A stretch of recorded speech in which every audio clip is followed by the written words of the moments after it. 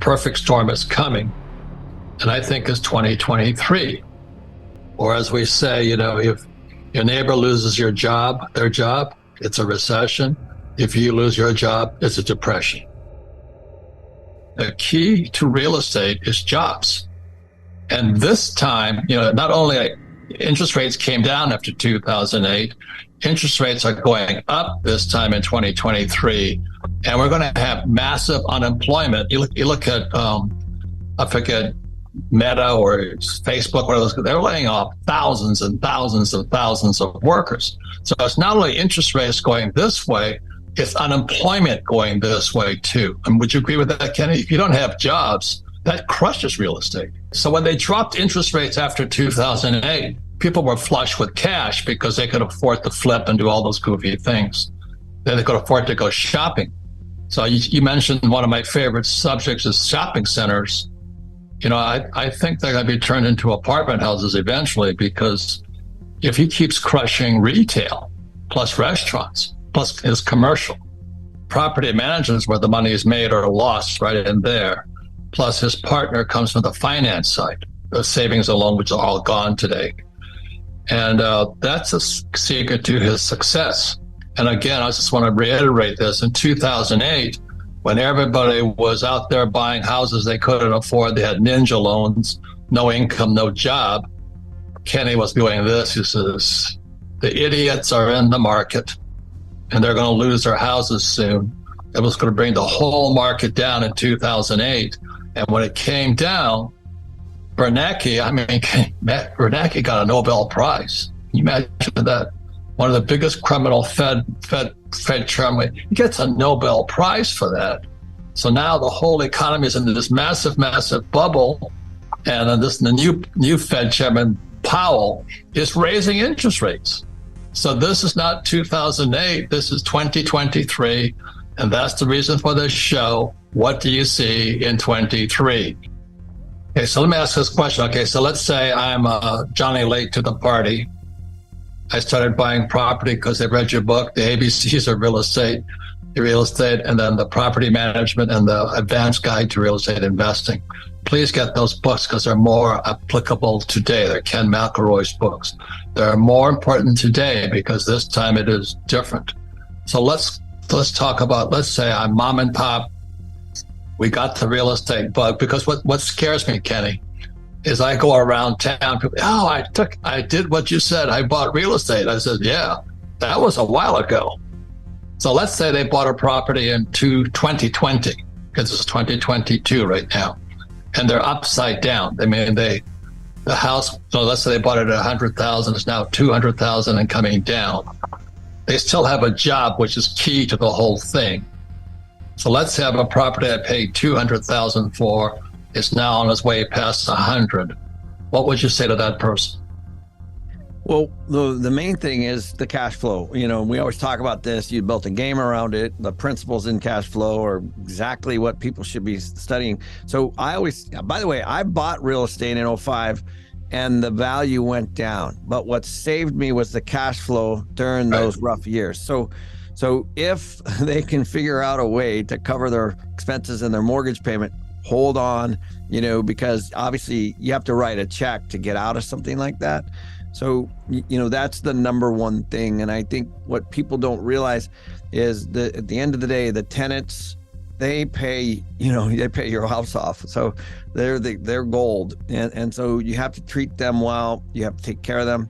And then just write it out. Because I've been through this, and what saved my butt was my tenants and managing a property well and keeping the occupancies high.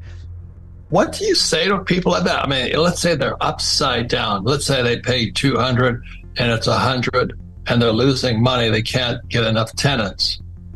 How does a person get out of that? There's only one way. And I mean, you got to pay somehow, some way. And so you have to be scrappy and figure out how to cover your expenses. And if you can't, then you're going to lose the property and you're going to lose your equity. And so that's what I see next is a lot of, Airbnbs, I don't know if is really down. So, so those people that, their expenses were $7-8 grand a month, let's say, I mean, basically the same thing you do when you're in a seat on a plane that's crashing. There's not a lot you can do unless you're cash flowing. I mean, that's it. You know. Okay, again, this is the Rich Dad Radio Show, the good news and bad news about money. So back in 2008, the bad news was real estate market was crashing. The good news was the Fed was dropping interest rates. So it was like hog's heaven. I mean, we creamed it, right? It'll happen again too. Okay, so this time is 2023. Real estate is crashing from a bubble. Again, 2008 was a bubble. But instead of dropping interest rates, the Fed keeps raising interest rates. So if you haven't fixed your interest rate, you're in serious trouble, right? And personally, I hate to be pessimistic, but this is one of the worst things I've ever seen. Do you know what I mean? Even in, I wrote that book with Ted Siddell, Who Stole My Pension? And if you pay any attention, what happened in England is when they screwed around there, the first thing that popped up, their pensions were broke. And what Americans are going to find out, their pensions are looted. There's nothing in them. So this is almost a perfect storm, because it's my generation, the boomer generation, their biggest asset, they say, is their house. And in Rich Dad Poor Dad, say your house is not an asset. And on top of that, they're planning a retirement, so their 401k is crashing, or IRA is crashing. And if you have a police pension or a teachers union pension, it's been looted. I mean, I hate to be so pessimistic, but I've never, Kenny and I have talked about this for years. The perfect storm is coming, and I think it's 2023. So when we come back, I want to go into what the good news is. And if we don't come back, you'll know there's no good news. Now, there's a yin and a yang. There's a positive and negative. And so, Kenny, get prepared. I want you to give your forecast for 2023. We've given everybody the bad news. Some people are now on suicide watch. And the question is, when we come back, what can a person do? In my opinion, is going to be the worst economy any of our generation has ever seen. That's my opinion, and I hope I'm wrong. But I want you to be prepared, Kenny, to say, let's say I'm right, and I'm the biggest pessimist on earth, and I'm right. So if you watch this program and you hear it once, listen to it again, you'll pick up even more. That's how we learn. It's like you don't learn to play golf, hitting the golf ball once. And when you listen to it again, you'll pick up even more. But more importantly, share this with friends and families and that idiot brother-in-law of yours or something, whatever like that. Listen to it and discuss it, because when you discuss it with other people, your intelligence increases. I remember I had an assistant, and she ran, this is prior to 2008, she ran down to one of the worst neighborhoods in town, and she bought a house that she couldn't afford, because her thoughts were real estate always goes up in value. And she and I got into a fist fight almost, because she was so sure that house was going to make her rich. And thank God, I got through to her. She didn't buy it, because right after that, the 2008 market crashed. And so let me reiterate again, the good news for Kenny and I, when we saw that, real estate prices were coming down, but interest rates were coming down. Today, interest rates are really high. I mean, real estate prices are really high, but interest rates are going up because they're trying to stop the bubble. And that's why I say, they gave Ben Bernanke, who was the Fed chairman back then, the Nobel Prize for putting up one of the biggest financial bubbles in world history. So as we promised at the Rich Dad Show, it's good news and bad news. But right now, for every action, there's an equal opposite reaction. The problem is, in a boom market, you think you're smart. Everybody thinks they are.